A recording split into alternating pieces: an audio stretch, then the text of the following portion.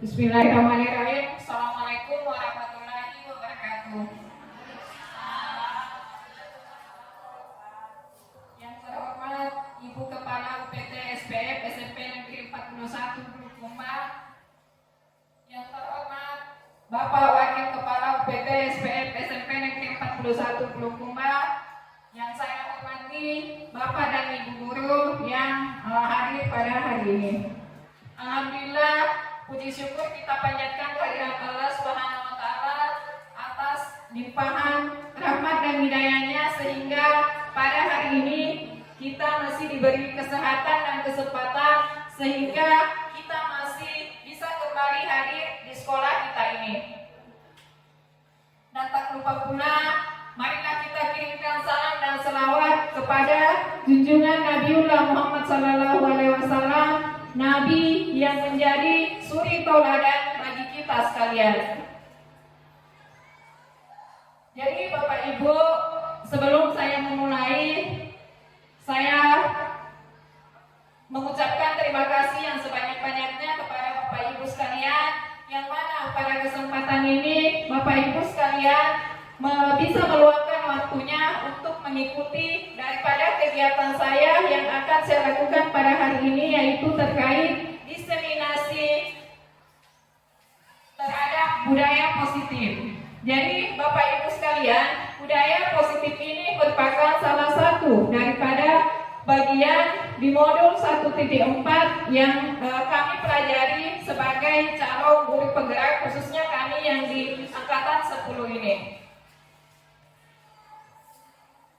Jadi baiklah Bapak Ibu, mendengarkan daripada kata budaya positif ini, saya kira ini Bapak Ibu sekalian selama ini sudah menerapkan daripada contoh-contoh budaya positif di sekolah kita ini, yaitu khususnya di UPT SPF SMP Negeri 41 Bulukumba.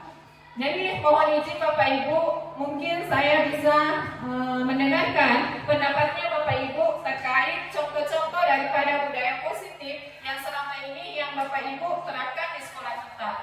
Mungkin ada di antara Bapak Ibu yang berkenan untuk menjawab. Coba Wani Siti.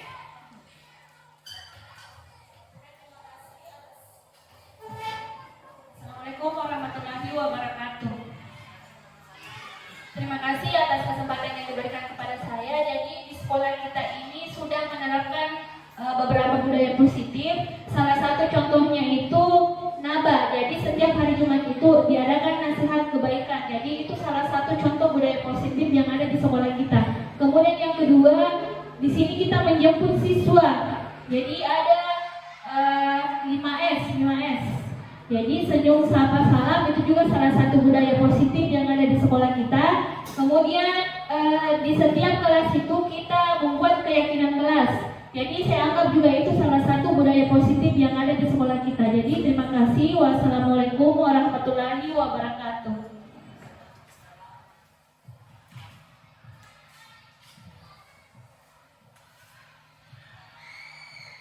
Jadi terima kasih saya ucapkan kepada Ibu Andi Siti, luar biasa Bapak Ibu jawaban dari teman kita. Jadi betul sekali selama ini budaya positif ini itu sudah kita terapkan di sekolah kita ini. Cuma bagaimana ke depan, bagaimana kita bisa lebih mengembangkan daripada penerapan budaya positif ini. Jadi Bapak Ibu sekalian, jadi bisa dilihat di atas mengenai definisi daripada budaya positif itu sendiri. Jadi budaya positif di sekolah yaitu adalah nilai dan kebiasaan di sekolah yang berpihak kepada murid agar mereka dapat berkembang menjadi pribadi yang kritis, penuh hormat dan bertanggung jawab sesuai dengan profil pelajar Pancasila. Bapak Ibu, dengan melihat daripada definisi budaya positif ini, izin saya minta pendapatnya lagi Bapak Ibu. Menurut Bapak Ibu, apakah penting ini budaya positif untuk kita terapkan di sekolah kita atau bagaimana? Oke, jadi luar biasa Bapak Ibu. Jadi saya kira sangat pentingnya. Kenapa Bapak Ibu? Sebab melalui daripada penerapan budaya positif ini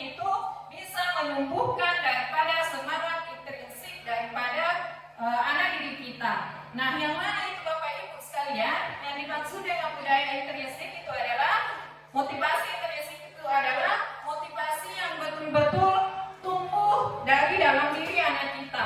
Jadi betul-betul anak-anak kita itu bertindak sesuai dengan kesadarannya. Jadi begitu Bapak Ibu, bukan atas dasar motivasi ekstrinsik. Nah, selanjutnya Bapak Ibu, di sini untuk di konsep budaya positif yang akan saya paparkan di sini yaitu yang pertama adalah mengenai perubahan paradigma belajar. Kemudian yang kedua itu adalah terkait disiplin positif. Kemudian yang ketiga ada nilai-nilai kebajikan. Kemudian yang keempat itu adalah 5 kebutuhan dasar manusia. Kemudian yang keenam adalah ada motivasi perilaku manusia. Kemudian selanjutnya adalah ada posisi kontrol buruk. Kemudian ada keyakinan kelas dan yang terakhir adalah segitiga restitusi. Nah, selanjutnya Bapak Ibu, saya masuk di perubahan paradigma belajar. Nah, di sini dalam membangun budaya positif itu sekolah dapat menyediakan lingkungan yang positif, yang aman dan nyaman agar murid itu mampu berpikir dan bertindak dengan merdeka, mandiri dan juga bertanggung jawab. Jadi Bapak Ibu sekalian, di sini di perubahan paradigma belajar ini yang harus kita perbaiki dulu, utamanya ini kita dulu yang sebagai pendidik.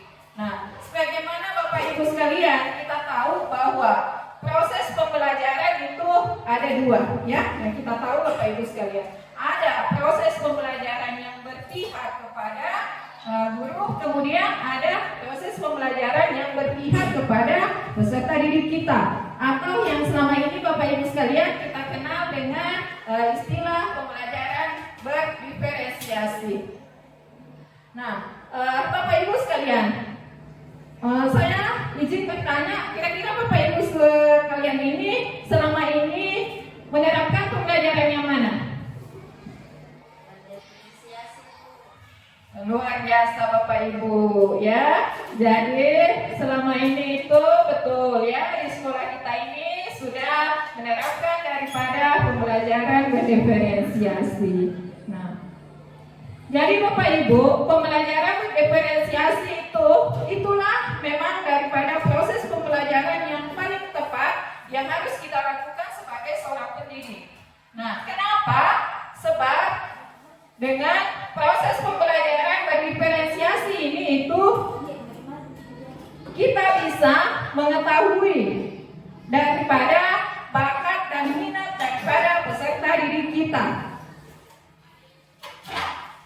Nah, ini juga Bapak Ibu sejalan dengan pemikiran daripada Bapak Ki Hajar Dewantara.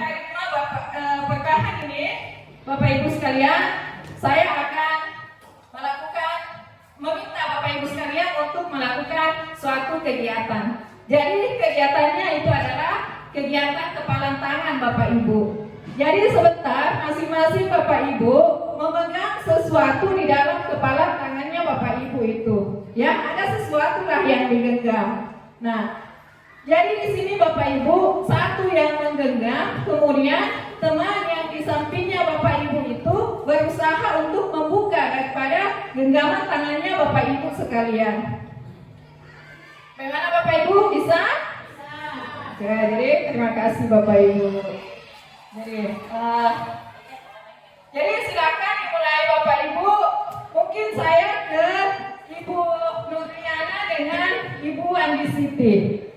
Ya, coba Bapak Ibu Lia yang menempatkan tangannya, kemudian Ibu Siti yang membuka daripada kepala tangan Ibu Lia.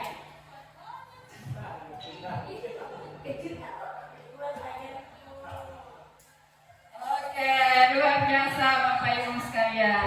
Bagaimana Bu Andi Siti, apakah bisa dibuka kepala tangannya? Oke, jadi di sini Bapak Ibu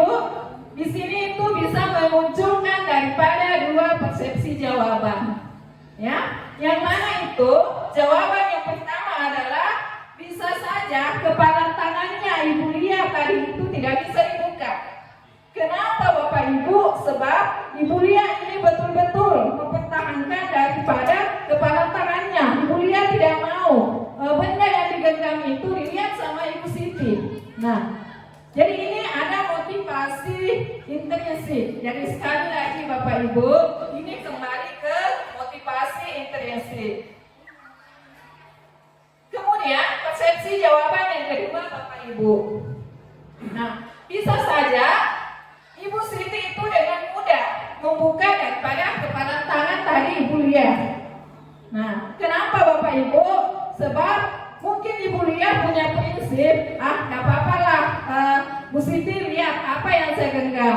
Nah, kemudian juga Bapak Ibu sekalian, bisa juga tadi mungkin adalah semacam bisikan-bisikan dari Ibu Siti, adalah semacam bujukan, ada semacam rayuan. Nah, sehingga misalkan Ibu Lia itu terpengaruh untuk membuka daripada kepala tangannya itu. Jadi itu Bapak Ibu analoginya mengenai perubahan paradigma. Jadi kita kembalikan ya, bagaimana kita betul-betul mau berubah itu berdasarkan daripada motivasi intrinsik. Dan ini juga Bapak Ibu yang harus kita tanamkan kepada anak-anak kita sekalian, anak didik kita. Kenapa Bapak Ibu? Jujur, saya pribadi selama ini, selama mendidik itu, kadang saya melakukan suatu tindakan Bapak Ibu sekalian, yang menurut saya tindakan yang saya lakukan itu sudah bagus. Nah, saya beranggapan bahwa ini bisa menumbuhkan daripada karakter daripada anak didik kita. Ternyata Bapak Ibu sekalian, setelah saya mempelajari daripada modul 1.4 ini, yaitu budaya positif, ternyata selama ini itu apa yang saya lakukan itu banyak sekali salahnya Bapak Ibu. Nah, yang mana itu saya ambil satu contoh yang paling kecil. Nah, contohnya itu selama ini yang saya biasa lakukan adalah mengiming-imingi anak-anak itu dengan suatu penghargaan atau misalkan memberikan sesuatu hadiah Bapak Ibu sekalian. Ya, kalau misalkan kita masuk ke dalam kelas, kita bawa sesuatu.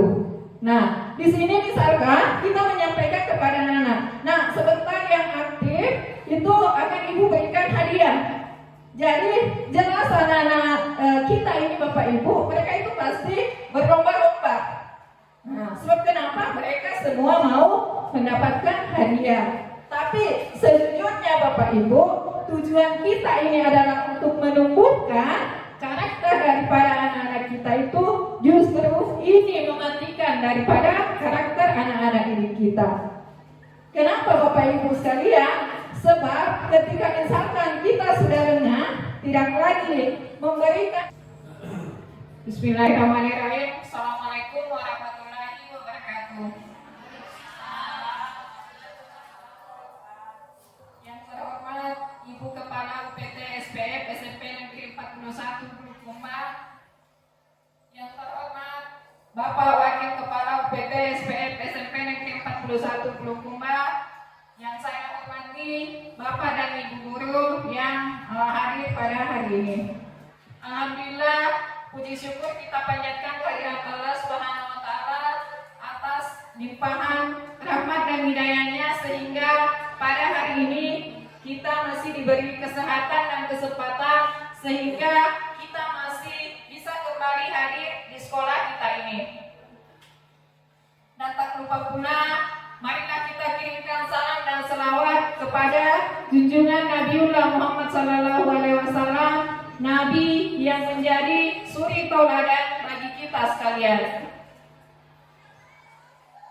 Jadi Bapak Ibu, sebelum saya memulai, saya mengucapkan terima kasih yang sebanyak-banyaknya kepada Bapak Ibu sekalian, yang mana pada kesempatan ini Bapak Ibu sekalian bisa meluangkan waktunya untuk mengikuti daripada kegiatan saya yang akan saya lakukan pada hari ini, yaitu terkait diseminasi terhadap budaya positif. Jadi Bapak Ibu sekalian, budaya positif ini merupakan salah satu daripada bagian di modul 1.4 yang kami pelajari sebagai calon guru penggerak, khususnya kami yang di angkatan 10 ini. Jadi baiklah Bapak Ibu, nah mendengarkan daripada kata budaya positif ini, saya kira ini Bapak Ibu sekalian selama ini sudah menerapkan daripada contoh-contoh budaya positif di sekolah kita ini, yaitu khususnya di UPT SPF SMP Negeri 41 Bulukumba. Jadi mohon izin Bapak Ibu, mungkin saya bisa mendengarkan pendapatnya Bapak Ibu terkait contoh-contoh daripada budaya positif yang selama ini yang Bapak Ibu terapkan di sekolah kita. Mungkin ada di antara Bapak Ibu yang berkenan untuk menjawab.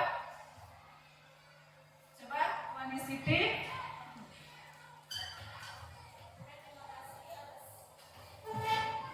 Assalamualaikum warahmatullahi wabarakatuh. Terima kasih atas kesempatan yang diberikan kepada saya. Jadi di sekolah kita ini sudah menerapkan beberapa budaya positif. Salah satu contohnya itu Naba. Jadi setiap hari Jumat itu diadakan nasihat kebaikan. Jadi itu salah satu contoh budaya positif yang ada di sekolah kita. Kemudian yang kedua, di sini kita menjemput siswa. Jadi ada 5S. Jadi senyum, sapa, salam itu juga salah satu budaya positif yang ada di sekolah kita. Kemudian di setiap kelas itu kita membuat keyakinan kelas. Jadi saya anggap juga itu salah satu budaya positif yang ada di sekolah kita. Jadi terima kasih. Wassalamualaikum warahmatullahi wabarakatuh.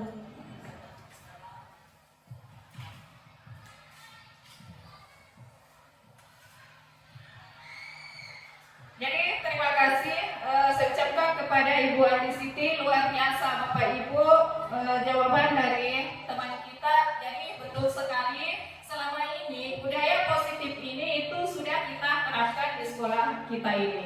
Nah, cuma bagaimana ke depan, bagaimana kita bisa lebih mengembangkan daripada penerapan budaya positif ini. Nah, jadi Bapak Ibu sekalian, jadi bisa dilihat di atas mengenai definisi daripada budaya positif itu sendiri. Jadi budaya positif di sekolah yaitu adalah nilai dan kebiasaan di sekolah yang berpihak kepada murid agar mereka dapat berkembang menjadi pribadi yang kritis, penuh hormat dan bertanggung jawab sesuai dengan profil pelajar Pancasila. Nah, Bapak Ibu, dengan melihat daripada definisi budaya positif ini, izin saya minta pendapatnya lagi Bapak Ibu. Menurut Bapak Ibu, apakah penting ini budaya positif untuk kita terapkan di sekolah kita atau bagaimana? Oke, jadi luar biasa Bapak Ibu. Jadi saya kira sangat pentingnya. Kenapa Bapak Ibu? Sebab melalui daripada penerapan budaya positif ini itu bisa menumbuhkan daripada semangat intrinsik daripada anak didik kita. Nah, yang mana itu Bapak Ibu sekalian? Yang dimaksud dengan budaya intrinsik itu adalah motivasi intrinsik itu adalah motivasi yang betul-betul tumbuh dari dalam diri anak kita. Jadi betul-betul anak-anak kita itu bertindak sesuai dengan kesadarannya. Jadi begitu Bapak Ibu, bukan atas dasar motivasi ekstrinsik. Nah, selanjutnya Bapak Ibu, di sini untuk di konsep budaya positif yang akan saya paparkan di sini yaitu yang pertama adalah mengenai perubahan paradigma belajar. Kemudian yang kedua itu adalah terkait disiplin positif.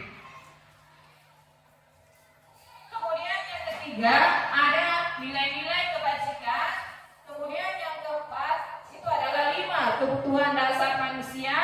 Kemudian yang keenam adalah ada motivasi perilaku manusia. Kemudian selanjutnya adalah ada posisi kontrol guru. Kemudian ada keyakinan kelas dan yang terakhir adalah segitiga restitusi. Nah, selanjutnya Bapak Ibu, saya masuk di perubahan paradigma belajar. belajar. Nah, di sini dalam membangun budaya positif itu sekolah dapat menyediakan lingkungan yang positif, yang aman dan nyaman agar murid itu mampu berpikir dan bertindak dengan merdeka, mandiri dan juga bertanggung jawab. Jadi Bapak Ibu sekalian, di sini di perubahan paradigma belajar ini yang harus kita perbaiki dulu, utamanya ini kita dulu yang sebagai pendidik. Nah, sebagaimana Bapak Ibu sekalian, kita tahu bahwa proses pembelajaran itu ada dua, ya. Yang kita tahu Bapak Ibu sekalian, ada proses pembelajaran yang berpihak kepada guru, kemudian ada proses pembelajaran yang berpihak kepada peserta didik kita, atau yang selama ini Bapak Ibu sekalian kita kenal dengan istilah pembelajaran berdiferensiasi. Nah, Bapak Ibu sekalian, saya izin bertanya, kira-kira Bapak Ibu sekalian ini selama ini menerapkan pembelajaran yang mana?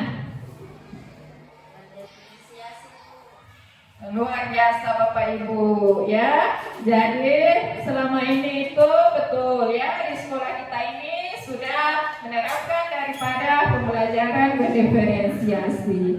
Nah, jadi Bapak Ibu, pembelajaran berdiferensiasi itulah memang daripada proses pembelajaran yang paling tepat yang harus kita lakukan sebagai seorang pendidik. Nah, kenapa? Sebab dengan proses pembelajaran berdiferensiasi ini itu kita bisa mengetahui daripada bakat dan minat daripada peserta didik kita. Nah, ini juga Bapak Ibu sejalan dengan pemikiran daripada Bapak Ki Hajar Dewantara. Nah, selanjutnya Bapak Ibu, saya masuk di perubahan paradigma belajar. Nah, di sini dalam membangun budaya positif itu sekolah dapat menyediakan lingkungan yang positif, yang aman dan nyaman agar murid itu mampu berpikir dan bertindak dengan merdeka, mandiri dan juga bertanggung jawab. Jadi Bapak Ibu sekalian, di sini di perubahan paradigma belajar ini yang harus kita perbaiki dulu, utamanya ini kita dulu yang sebagai pendidik. Nah, sebagaimana Bapak Ibu sekalian, kita tahu bahwa proses pembelajaran itu ada dua, ya. Yang kita tahu Bapak Ibu sekalian, ada proses pembelajaran yang berpihak kepada guru, kemudian ada proses pembelajaran yang berpihak kepada peserta didik kita, atau yang selama ini Bapak Ibu sekalian kita kenal dengan istilah pembelajaran berdiferensiasi. Nah, Bapak Ibu sekalian, saya izin bertanya, kira-kira Bapak Ibu sekalian ini selama ini menerapkan pembelajaran yang mana?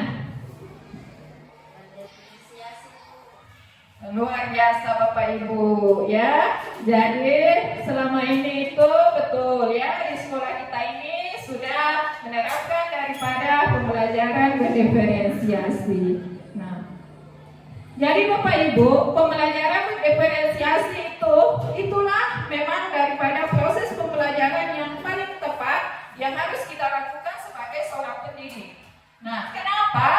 Sebab dengan proses pembelajaran berdiferensiasi ini itu kita bisa mengetahui daripada bakat dan minat daripada peserta didik kita. Nah, ini juga Bapak Ibu sejalan dengan pemikiran daripada Bapak Ki Hajar Dewantara, karena tidak lagi memberikan daripada anak didik kita itu hadiah, maka yakin dan percaya anak-anak didik kita itu akan kembali tidak bersemangat lagi misalkan dalam belajar.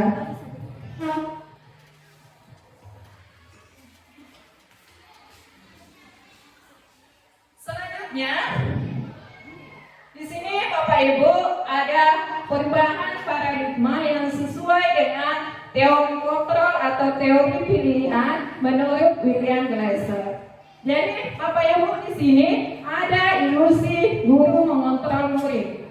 Jadi Bapak Ibu sekalian, kita itu sebagai seorang guru ya atau seorang pendidik itu tidak bisa sebetulnya Bapak Ibu mengontrol daripada murid kita.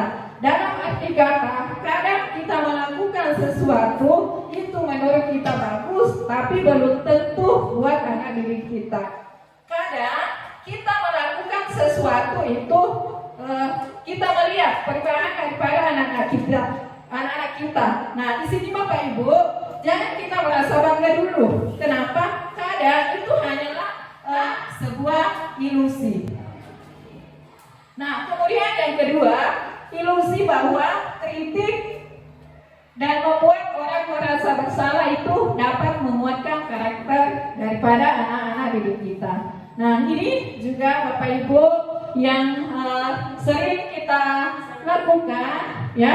Kadang kita mengeluarkan suatu kata-kata yang menurut kita itu adalah bisa menguatkan daripada karakternya anak-anak, tetapi sebetulnya itu apa yang kita lakukan itu justru mematikan daripada karakter anak-anak didik kita. Nah, di sini Bapak Ibu, yang ketiga adalah ilusi bahwa semua penguatan positif, efektif, dan bermanfaat. Nah, ini juga Bapak Ibu, ini kita dalam melakukan suatu tindakan, ini betul-betul bagaimana itu tindakan yang kita lakukan itu bagaimana yang kita bangun itu adalah motivasi daripada intrinsiknya anak-anak kita. Jadi semangatnya Bapak Ibu sekalian. Kemudian yang keempat adalah ilusi bahwa orang dewasa itu memiliki hak untuk memaksa. Jadi Bapak Ibu sekalian, kita sebagai seorang pendidik di sini sebetulnya tidak wajib Bapak Ibu untuk memaksakan daripada kehendak kita.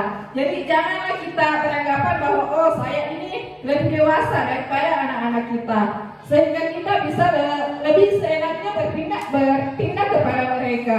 Nah, karena Bapak Ibu mereka itu melakukannya, tetapi itu didasarkan daripada motivasi dari luar, ekstrinsiknya Bapak Ibu sekalian. Mungkin anak-anak kita itu hanya misalkan takut dengan kita, ya. Jadi seperti itu Bapak Ibu.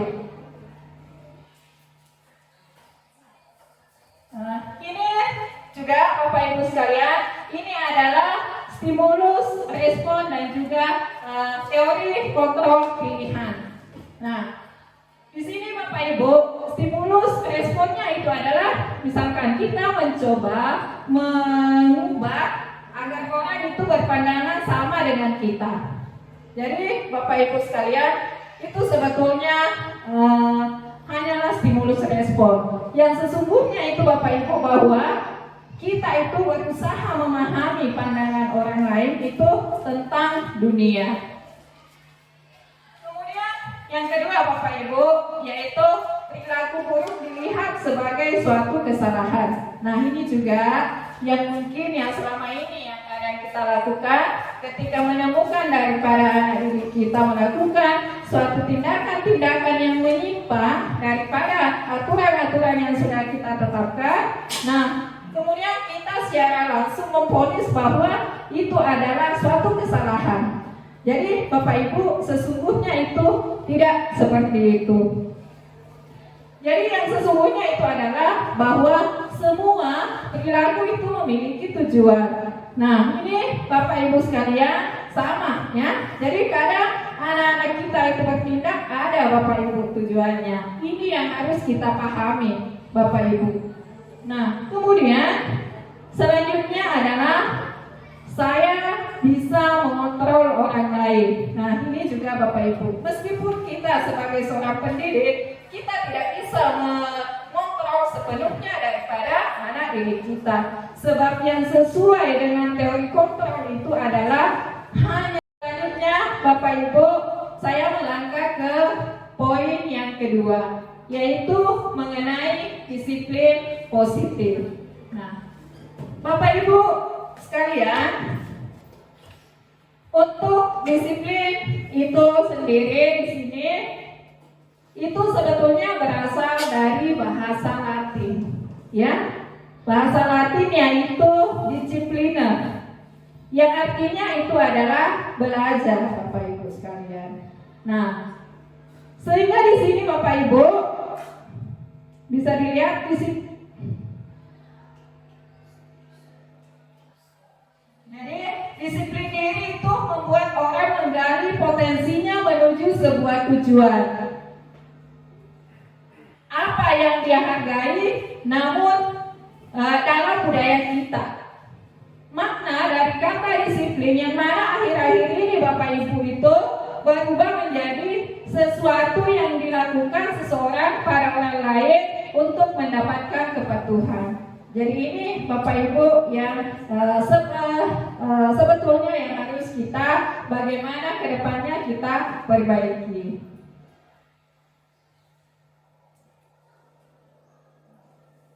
Selanjutnya Bapak Ibu saya melangkah ke nilai-nilai kebajikan. Jadi dalam nilai-nilai kebajikan. Jadi dalam melaksanakan tugas kita sebagai seorang pendidik. Nah, nilai-nilai kebajikan inilah Bapak Ibu yang harus kita terapkan kepada anak didik kita. Nah, yang mana itu Bapak Ibu sekalian? Yang dimaksud dengan nilai-nilai kebajikan. Nah, nilai-nilai kebajikan itu adalah prinsip perilaku moral yang dianggap sebagai perilaku baik. Nah, yang mana itu Bapak Ibu? Jadi yang termasuk dalam nilai-nilai kebajikan itu adalah semua yang tertuang di dalam 6 dimensi profil pelajar Pancasila. Bagaimana Bapak Ibu? Mungkin Bapak Ibu sekalian ada yang masih ingat yang mana itu 6 dimensi profil pelajar Pancasila. Mohon izin Bapak Ibu, mungkin saya bisa minta pendapatnya. Oh ya, ada dari rekan kita yaitu Ibu Nurdiana.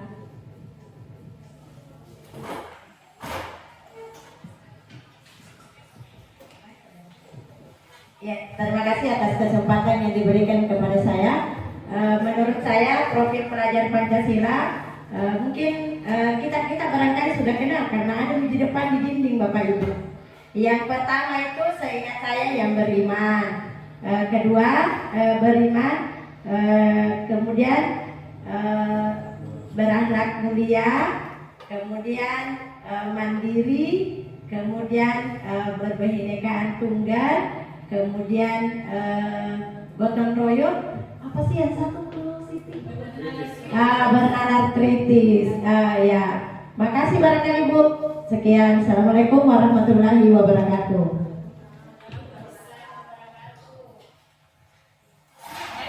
Terima kasih banyak Ibu Nurdia atas jawabannya, luar biasa Bapak sekalian.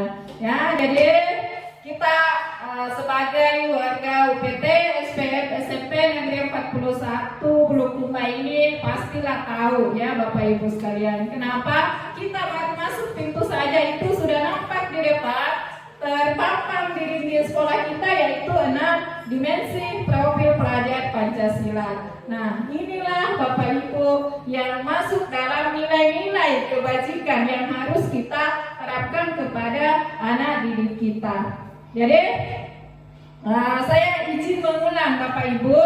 Di sini 6 dimensi profil pelajar Pancasila, yaitu yang pertama adalah beriman, bertakwa kepada Tuhan Yang Maha Esa dan berakhlak mulia.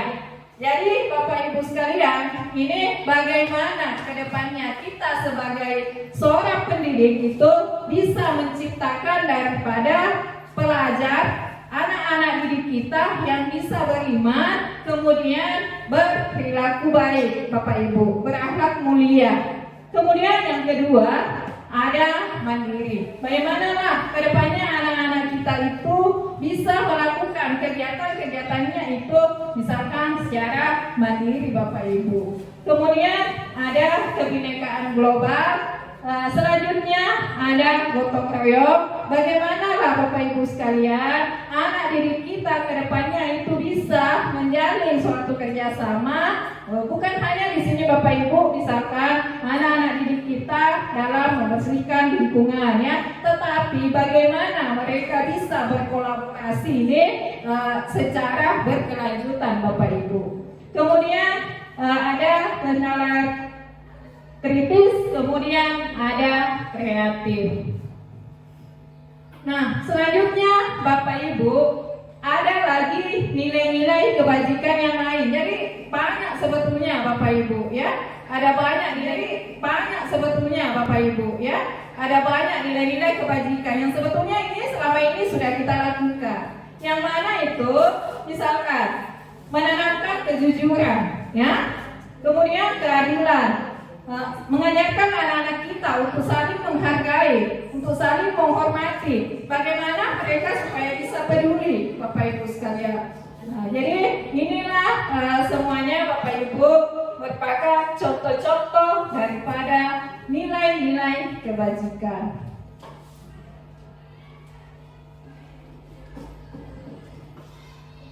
Selanjutnya dasar manusia. Nah, jadi tadi Bapak Ibu di awal saya sampaikan, kadang ada anak-anak kita yang melakukan suatu tindakan itu janganlah kita langsung memvonis bahwa apa yang dilakukannya itu adalah suatu kesalahan. Kenapa Bapak Ibu sekalian? Sebab kadang anak-anak kita itu berperilaku sebab ada kebutuhan daripada anak itu yang tidak terpenuhi Bapak Ibu. Mungkin selama ini anak-anak kita itu tidak mendapatkannya di lingkungan keluarganya. Ya, jadi salah satu cara untuk dia memenuhi daripada kebutuhannya itu adalah dia melakukan tindakan-tindakan di sekolah Bapak Ibu. Yang mungkin bagi kita bahwa tindakan itu adalah tindakan yang menyimpang. Nah, tetapi sebetulnya Bapak Ibu, tujuan daripada anak didik kita itu adalah bagaimana dia mau memenuhi daripada kebutuhannya tadi yang dia tidak dapatkan. Jadi begitu Bapak Ibu sekalian. Nah, jadi di atas Bapak Ibu kebutuhan dasar manusia. Jadi ini adalah realitas kebutuhan setiap orang itu berbeda. Nah, kita harus berusaha memahami pandangan yang lain terhadap dunia. Setiap orang memiliki pandangan yang berbeda-beda. Nah, ini Ibu, Bapak Ibu, sejalan dengan yang saya sampaikan tadi. Nah, yang mana itu Bapak Ibu sekalian, yang termasuk daripada 5 kebutuhan dasar manusia itu Bapak Ibu, yang pertama adalah kebutuhan bertahan hidup atau survival. Nah, yang mana itu Bapak Ibu sekalian, ini adalah terkait dengan kebutuhan psikologisnya anak didik kita.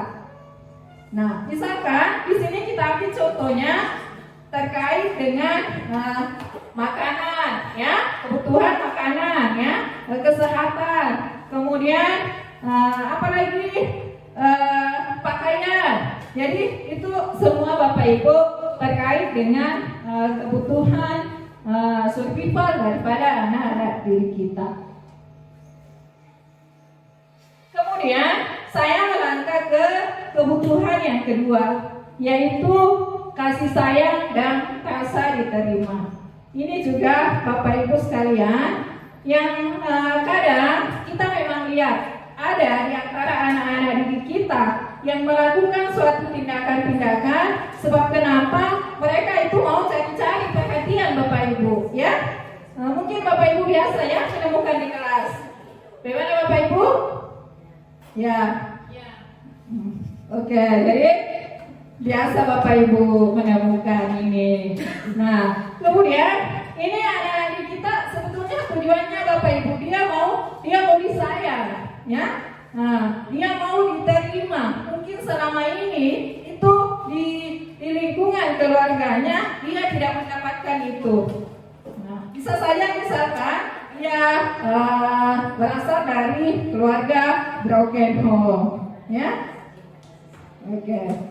Kemudian Bapak Ibu ini terkait dengan kebutuhan yang ketiga adalah penguasaan.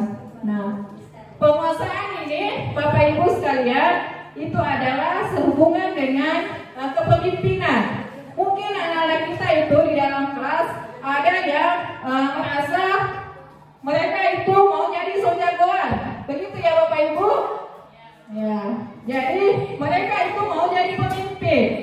tidak ada mau kalah. Nah, mungkin dia di situ di antara teman-temannya dialah yang paling berkuasa Bapak Ibu. Nah, jadi sebetulnya Bapak Ibu bisa jadi anak-anak kita ini itu dia ingin memenuhi daripada kebutuhan penguasaannya Bapak Ibu. Selanjutnya ini adalah kebutuhan kesenangan Bapak Ibu. Ya, saya kesenangan dulu, kebutuhan kesenangan dulu. Nah, yang mana itu Bapak Ibu? Kebutuhan kesenangan itu adalah kadang anak-anak kita itu sudah melakukan suatu tindakan yang mana tindakannya itu sering terulang Bapak Ibu, sering dia ulangi. Nah, jadi bisa saja di sini itu sebab dia merasa senang dengan apa yang dia lakukan. Contohnya misalkan ya, Bapak Ibu mungkin biasa melihat anak-anak didik kita itu dia suka mengganggu sekali temannya Bapak Ibu. Ya, bagaimana Bapak Ibu? Ya, biasa ya. Ya, begitulah Bapak Ibu. Jadi kadang dia suka mengganggu temannya. Kenapa Bapak Ibu? Sebab dia mungkin merasa senang ketika misalkan dia mengganggu itu. Mungkinkah dia bisa senang dengan ekspresi wajahnya temannya itu ketika diganggu? Ya, jadi saya kira Bapak Ibu semua lah yang tahu Bapak Ibu. Tapi yang jelasnya ini Bapak Ibu kita sebagai pendidik inilah mungkin yang menjadi makanan sehari-hari kita Bapak Ibu di kelas. Bagaimana Bapak Ibu? Setuju dengan pendapat saya? Terima kasih Bapak Ibu. Bagaimana Bapak Ibu? Masih semangat? Oke. Jadi terima kasih Bapak Ibu atas semangatnya. Ya.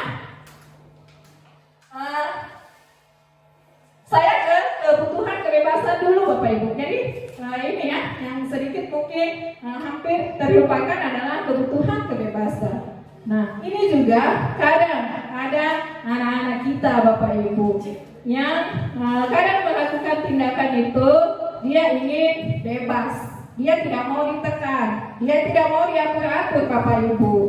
Ya, tapi ini yang kadang kita lakukan kepada anak didik kita itu adalah kita yang selalu mengatur, ya. Dengan kita beranggapan ya. Nah, saya ini di sini pendidik, ya. Kalian itu ya hanya didik. Jadi kalian itu yang harus mengikuti daripada aturan saya, Bapak Ibu. Tetapi sebetulnya Bapak Ibu, tindakan yang kita lakukan itu yang awalnya adalah tujuan kita untuk meningkatkan daripada menumbuhkan karakternya anak-anak kita itu justru mematikan Bapak Ibu sekalian. Oh, Ibu begitu?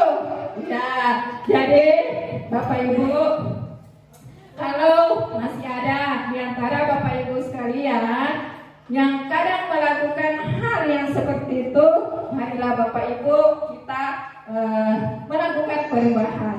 Jadi Bapak Ibu, perubahan itu ingat tidak terjadi secara instan, tetapi ada tahapan-tahapannya Bapak Ibu. Ya. Jadi bagaimana Bapak Ibu, setuju dengan saya? Terima kasih Bapak Ibu sekalian. Bagaimana? Masih semangat? Masih bisa dilanjut Bapak Ibu? Oke. Terima kasih banyak.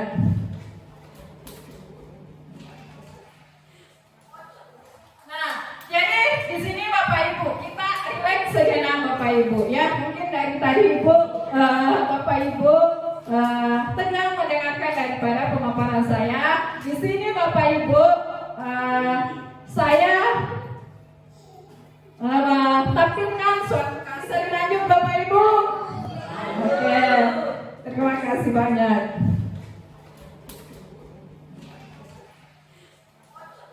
Nah, jadi di sini Bapak Ibu kita relax sejenak Bapak Ibu ya. Mungkin dari tadi Ibu Bapak Ibu tenang mendengarkan daripada pemaparan saya. Di sini Bapak Ibu saya tampilkan suatu kasus ya. Jadi mohon izin lagi Bapak Ibu sekalian ya. Jadi di sini di kasus ini sebentar saya minta tanggapannya Bapak Ibu sekalian. kasih Bapak Ibu. Nah, di sini kasusnya Bapak Ibu.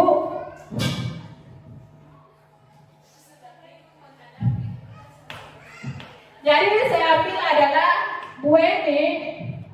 Jadi mungkin ini Bapak Ibu juga sama ya dengan nama teman kita ya yang ada di SD 84 pagi-pagi. Jadi kenapa saya ambil Bapak Ibu sekalian? Sebab saya itu pernah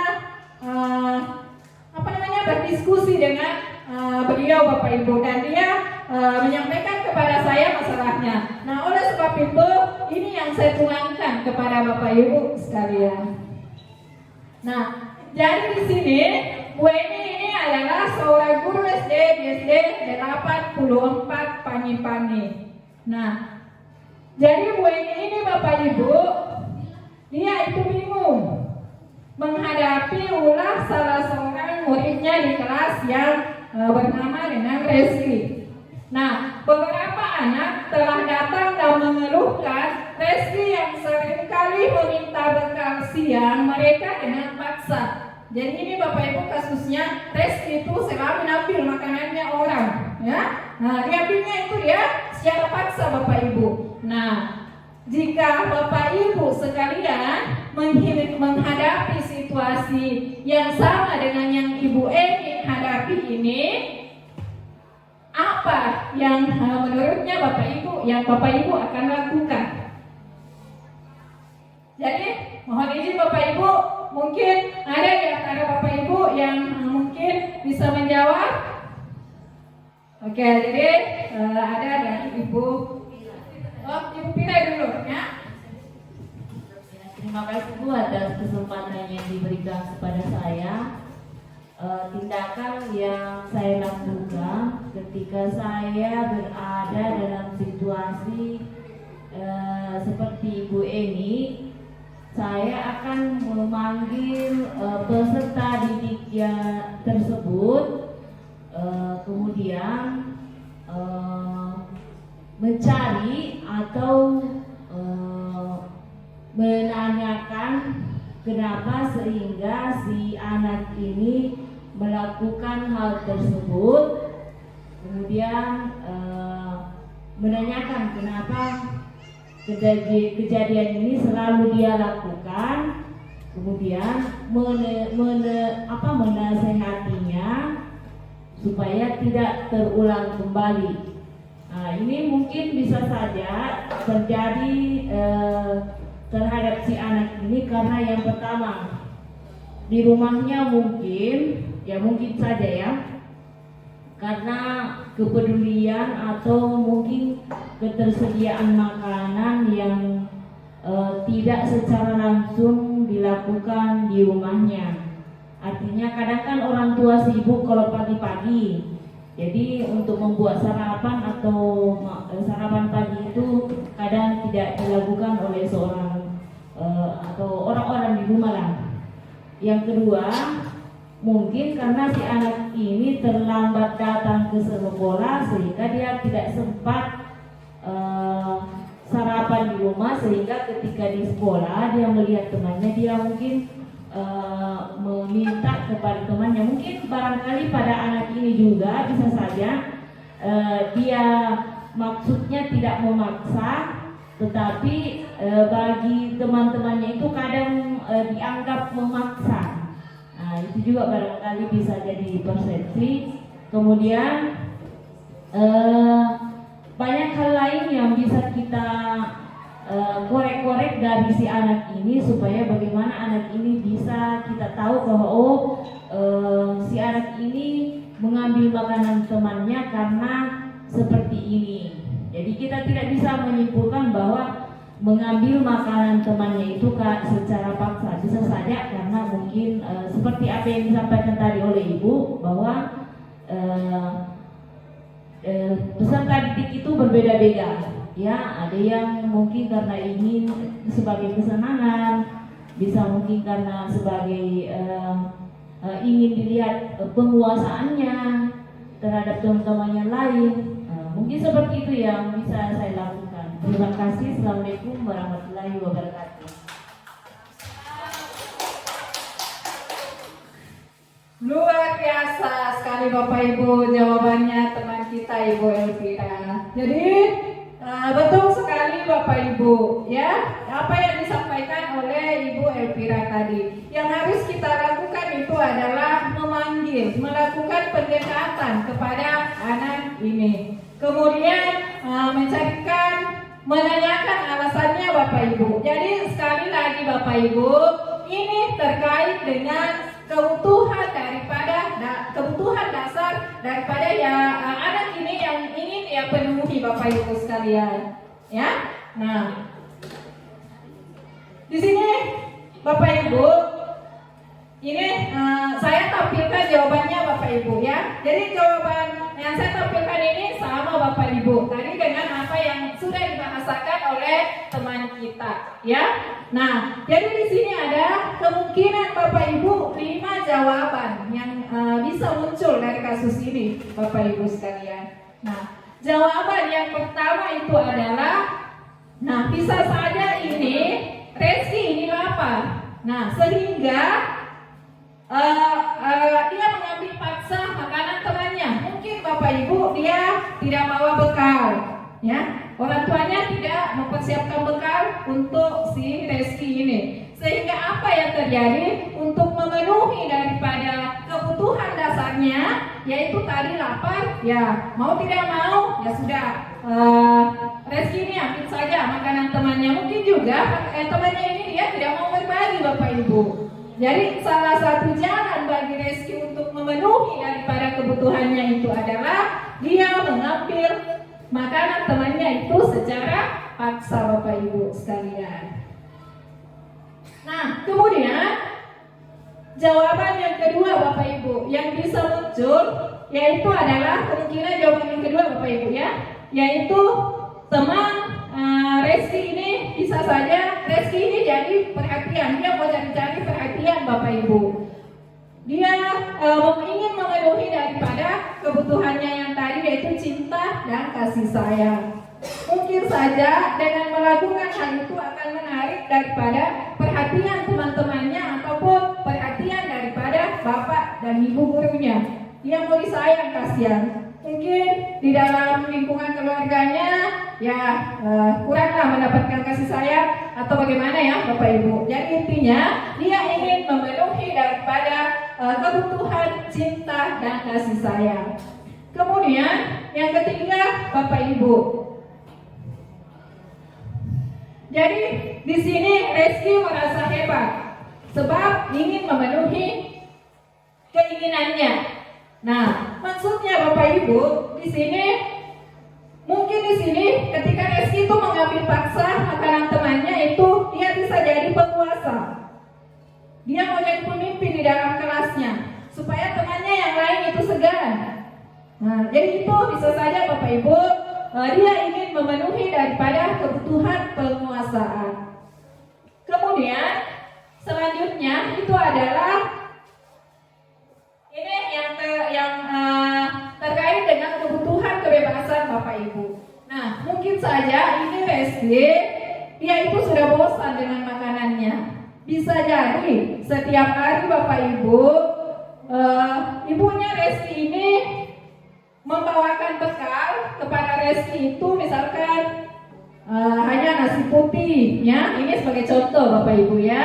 Misalkan hanya nasi putih misalkan dengan telur begitu. Nah, sementara misalkan dalam kesehariannya kadang dia melihat makanan temannya, oh ini misalkan makanan si A, oh hari ini dia bawa nasi goreng dengan ayam ya. Nah, kemudian ini temannya lagi yang si B, oh dia bawa nasi kuning ya. Dan seperti itu Bapak Ibu. Jadi sebab dia juga ingin makanan yang berbeda, maka langkah yang dilakukan itu adalah mengambil paksa daripada makanan temannya tadi Bapak Ibu. Nah, kemudian yang terakhir Bapak Ibu, ini adalah terkait dengan kebutuhan kesenangan yang ingin dipenuhi oleh Reski ini.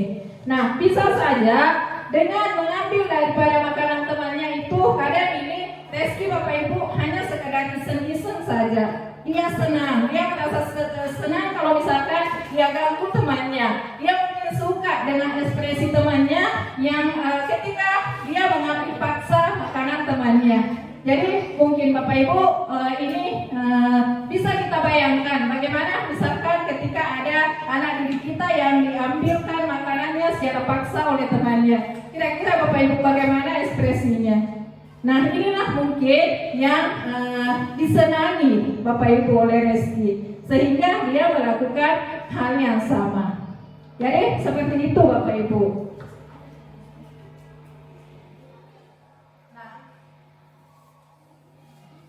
Manusia. Nah ini Bapak Ibu, sekali lagi saya kembali ke motivasi awal tadi. Ada motivasi internal, kemudian ada motivasi eksternal, ya. Nah, jadi Bapak Ibu di sini kadang ada anak didik kita itu melakukan suatu perilaku, cuma anak ini dia tidak mau dihukum, ya, atau dia menghindari yang namanya ketidaknyamanan, ya. Salah satu contohnya misalkan dia datang ke sekolah pagi-pagi. Nah, sebetulnya itu dia malas Bapak Ibu, tetapi sebab dia tidak mau dihukum, nah mungkin anggapannya sebentar kalau saya terlambat ini pasti saya dapat hukuman lagi. Nah, jadi yang dia lakukan adalah datang pagi-pagi Bapak Ibu. Nah, tetapi di sini ini sekali lagi itu kadang ini hanyalah motivasi eksternalnya Bapak Ibu, ya, motivasi dari luar. Nah, kemudian yang kedua yaitu Bapak Ibu untuk mendapatkan yang kedua Bapak Ibu yaitu adalah untuk mendapatkan imbalan. Nah ini sekali lagi Bapak Ibu sekalian, ini yang saya sampaikan tadi, ketika misalkan kita mengiming-imingi anak-anak didik kita dengan hadiah atau penghargaan, nah anak-anak didik kita itu akan berperilaku di mana itu perilakunya hanya didasarkan pada motivasi eksternalnya Bapak Ibu. Cuma dia mau dapat hadiah, tetapi ketika kita sudah lengah dengan hadiah itu, yakin dan percaya Bapak Ibu, ketika anak-anak didik kita itu betul-betul tidak sesuai dengan motivasi intrinsiknya, yakin dan percaya itu tidak akan bertahan lama Bapak Ibu. Kemudian ini Bapak Ibu, untuk menghargai diri sendiri. Nah inilah yang seharusnya yang kita tanamkan Bapak Ibu kepada anak-anak didik kita. Motivasi internalnya yang kita bangun, motivasi yang betul-betul tumbuh Bapak Ibu dari kesadarannya anak-anak didik kita, bukan motivasi yang dari luar Bapak Ibu. Bagaimana Bapak Ibu? Masih semangat? Terima kasih Bapak Ibu atas semangatnya. Ini Bapak Ibu terkait dengan hukuman dan konsekuensi. Jadi di sini Bapak Ibu saya menampilkan sebuah kasus lagi Bapak Ibu. Jadi Bapak Ibu jangan bosan ya melihat daripada kasus yang saya tampilkan. Nah, di sini Bapak Ibu ini adalah salah satu siswa yang kurang menguasai daripada pelajaran matematika. Nah, sehingga pada pelajaran tersebut, jadi pada saat pembelajaran tersebut Bapak Ibu berlangsung, dia lebih banyak berdiam diri Bapak Ibu.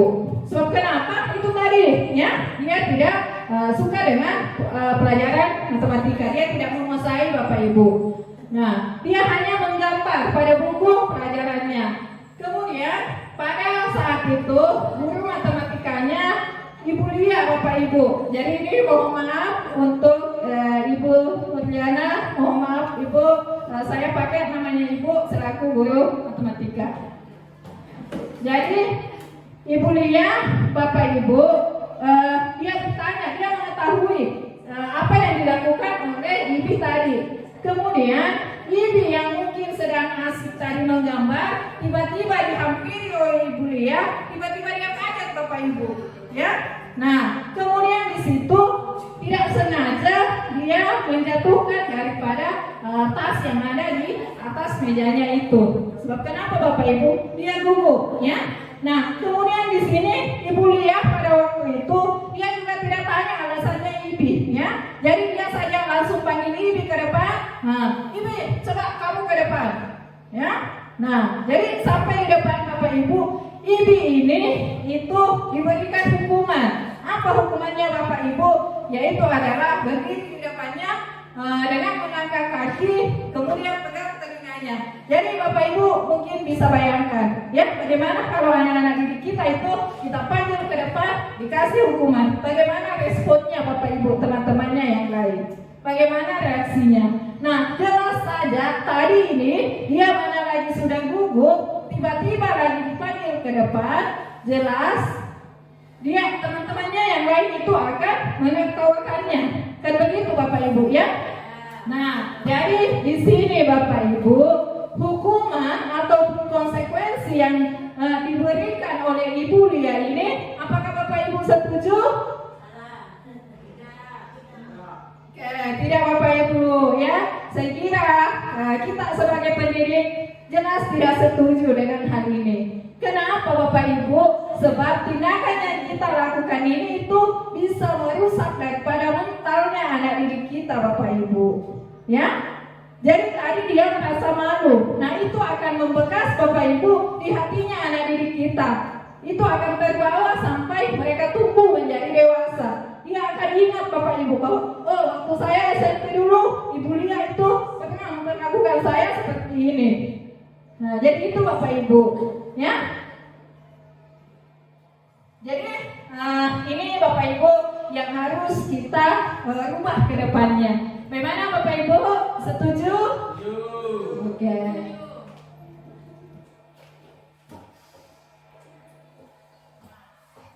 Jadi Bapak sekarang saya melangkah ke restitusi. Nah, mungkin dari tadi Bapak Ibu ada di antara Bapak Ibu yang bertanya, nah kalau begitu apa misalnya yang mau dilakukan? Dan begitu Bapak Ibu toh, dikasih hukuman juga tidak bisa, dikasih konsekuensi juga tidak bisa. Nah, kalau begitu apa yang harus kita lakukan? Apa yang akan kita lakukan? Nah, jawabannya Bapak Ibu sekalian, yang akan kita lakukan itu adalah restitusi.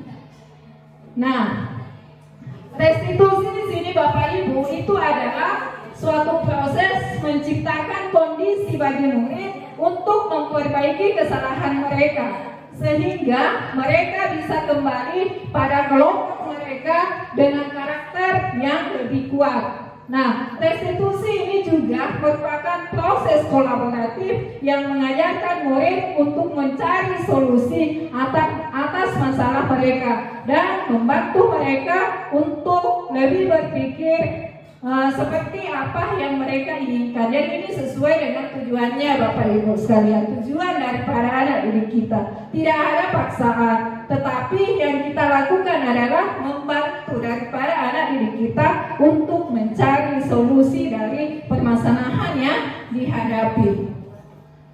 Jadi begitu Bapak Ibu sekalian. Jadi Bapak Ibu sekalian di sini ada 9 daripada ciri-ciri restitusi tadi ini. Yang pertama itu adalah bahwa restitusi itu bukan untuk menebus kesalahan, namun itu adalah untuk belajar dari kesalahan. Kemudian yang kedua, Bapak Ibu, restitusi itu memperbaiki hubungan.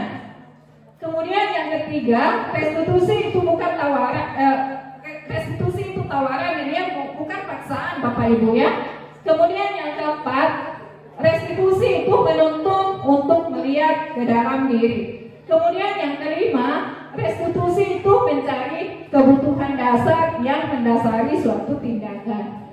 Kemudian yang keenam, restitusi itu adalah langkah yang paling baik. Kemudian yang ketujuh, restitusi itu fokus pada karakter dan bukan pada tindakan.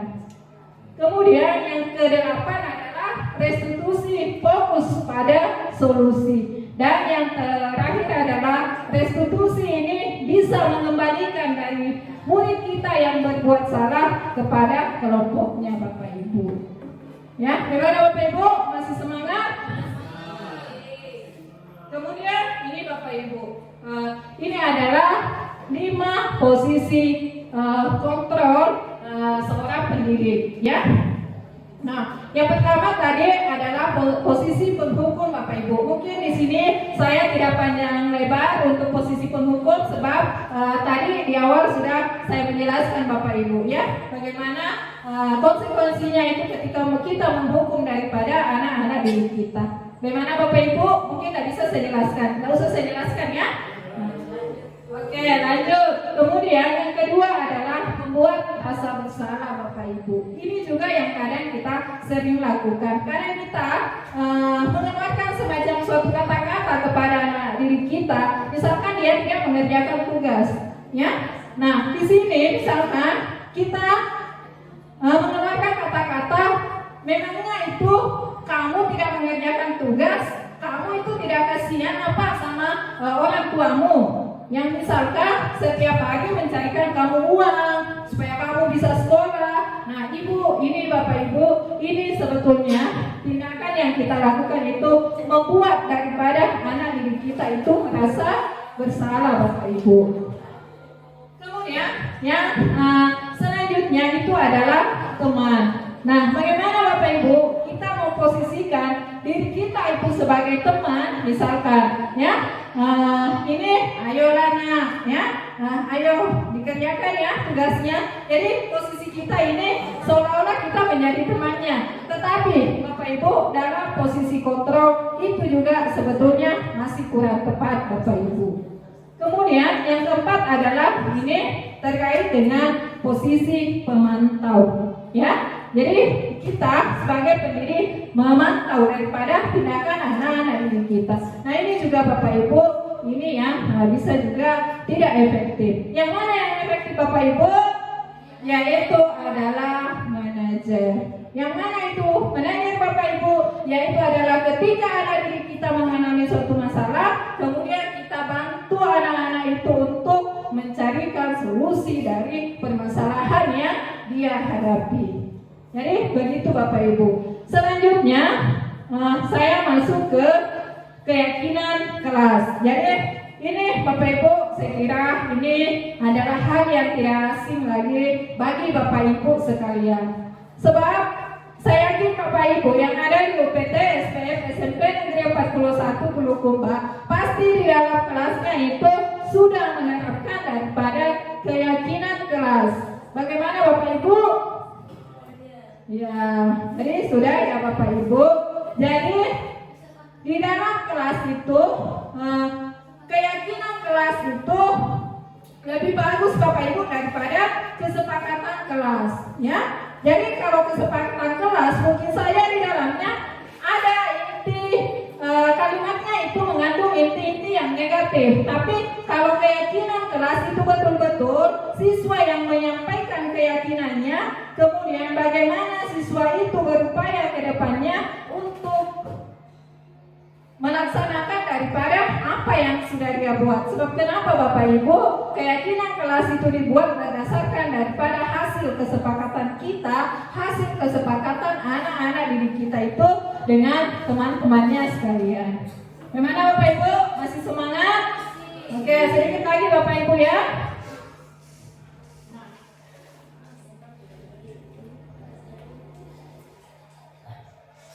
Kemudian Bapak Ibu, ini sekarang kita sudah sampai di tahap yang terakhir, yaitu mengenai segitiga restitusi Bapak Ibu.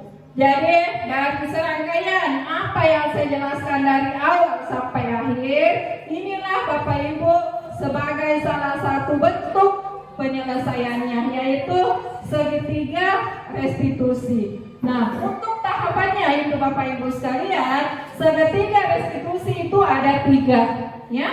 Jadi ada 3 Bapak Ibu. Yang pertama itu adalah ada menstabilkan identitas. Kemudian yang kedua ada validasi kebutuhan.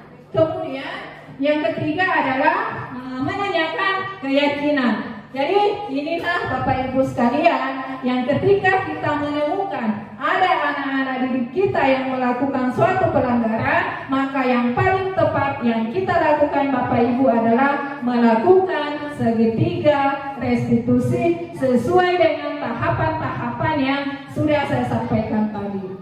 Jadi baiklah Bapak Ibu sekalian, jadi di sini saya akan menampilkan contoh daripada penerapan segitiga restitusi yang sudah saya lakukan. Nah, di sini Bapak Ibu sekalian, kasusnya itu adalah Isam yang siswa kita yang dari kelas 7B, yang mana Isam ini itu sering datang terlambat Bapak Ibu, sehingga guru piket melaporkannya.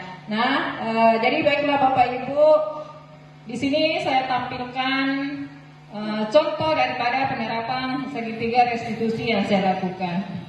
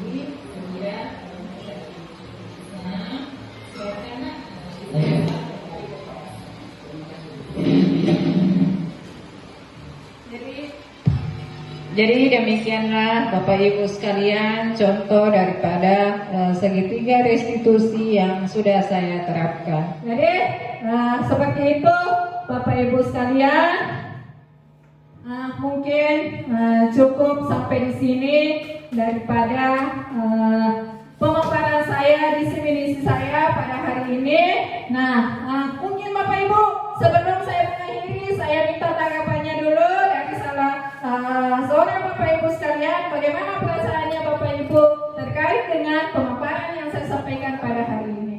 Mohon izin Bapak Ibu, mungkin saya bisa minta pendapatnya satu orang. Oke, jadi Ibu Nurliana. Makasih atas kesempatan yang diberikan kepada saya. Saya berterima kasih banyak atas pemaparan yang diberikan oleh Ibu Husra.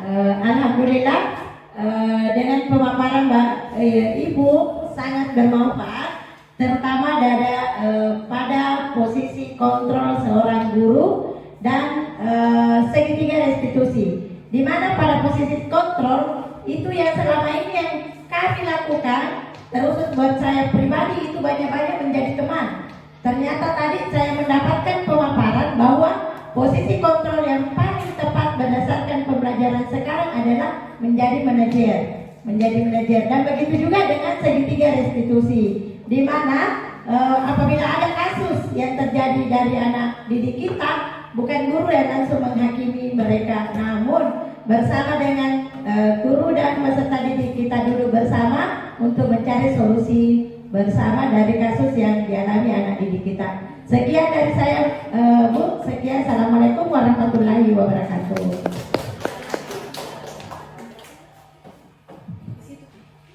Jadi terima kasih banyak Bapak Ibu atas tanggapannya terhadap apa yang saya sampaikan pada hari ini. Dan juga Bapak Ibu sekalian, sekali lagi terima kasih telah meluangkan waktunya, dan saya kira cukup sampai di sini untuk pemaparan saya, dan saya akhiri dengan ucapan Assalamualaikum warahmatullahi wabarakatuh.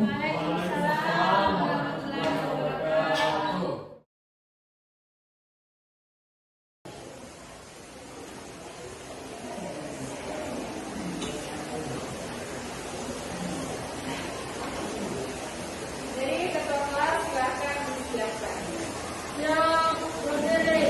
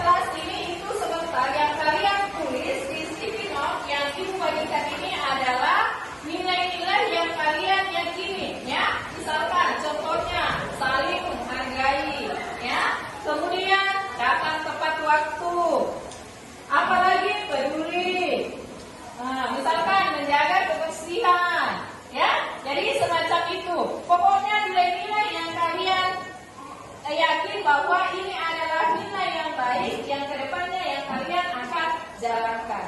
Bagaimana, paham? Kemudian satu lagi, Ibu minta di pembuatan keyakinan kelas ini kalian jangan menggunakan kata tidak, ya. Kenapa? Sebab kata tidak itu mengandung inti kalimat negatif, ya. Misalkan tidak boleh membuang sampah, ya. Nah, jangan, ya. Tetapi yang kita tulis misalkan di situ adalah menjaga kebersihan.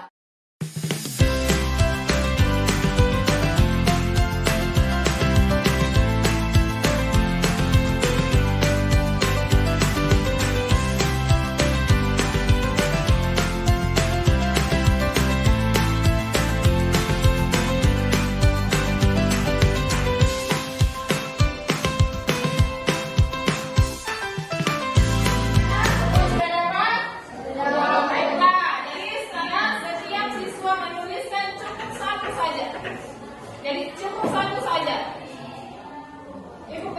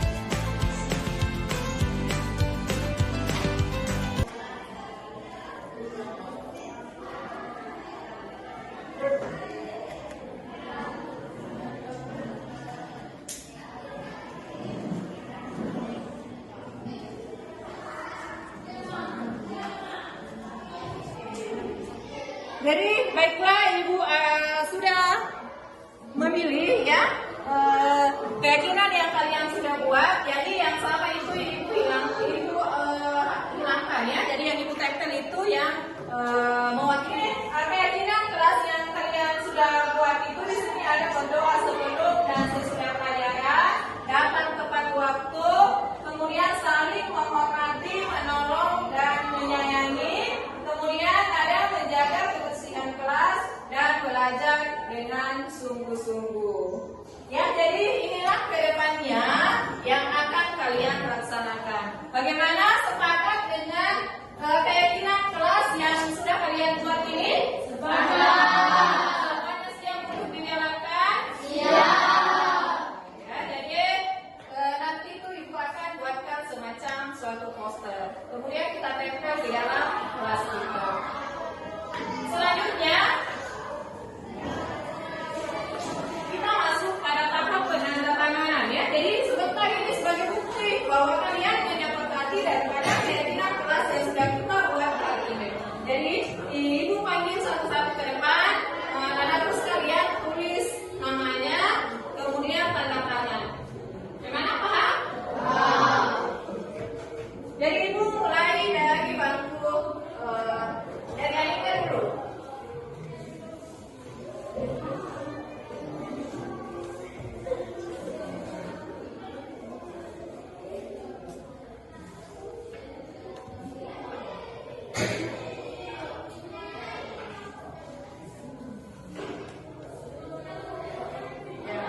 Selanjutnya, sekarang latihan.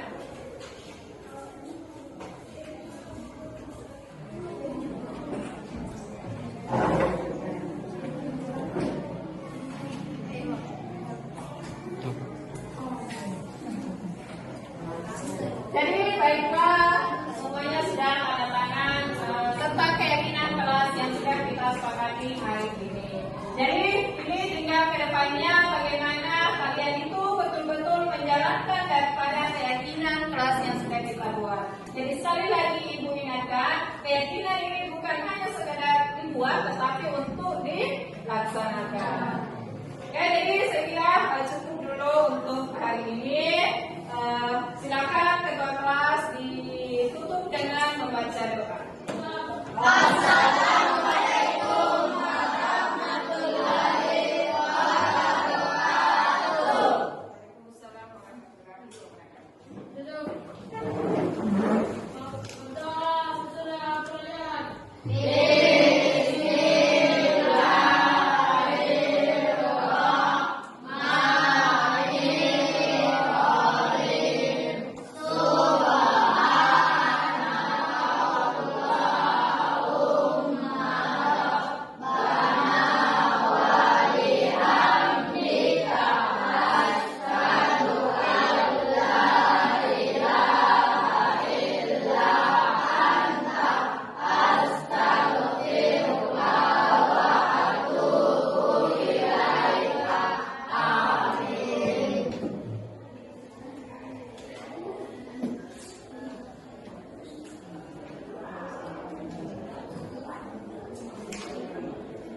Ya, jadi baik, Ibu izin keluar ya.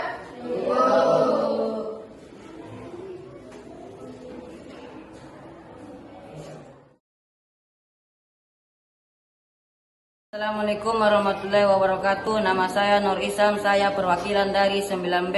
Perasaan saya hari ini sangat senang sekali diajak oleh Ibu Usra untuk membuat keyakinan kelas. Terima kasih. Assalamualaikum warahmatullahi wabarakatuh. Nama saya Aprilia Harda, perwakilan dari kelas 9B. Hari ini saya bahagia sekali karena wali kelas saya, Ibu Usra, telah mengajak saya untuk membuat keyakinan kelas. Sekian dan terima kasih.